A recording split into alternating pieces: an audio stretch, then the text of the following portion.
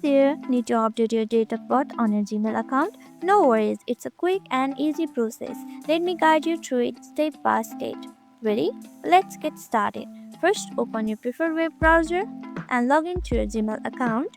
Once you are logged in, tap on the right corner of the screen, which is your profile picture or just the initial. Click on it. Now, tap on Manage your Google account. This will take you to your account settings. Here you will see a navigation menu on the left hand side right here. Tap on Personal Info. This is where you can update your personal details including your date of birth. Scroll down until you find birthday section. Once you locate it, tap on it.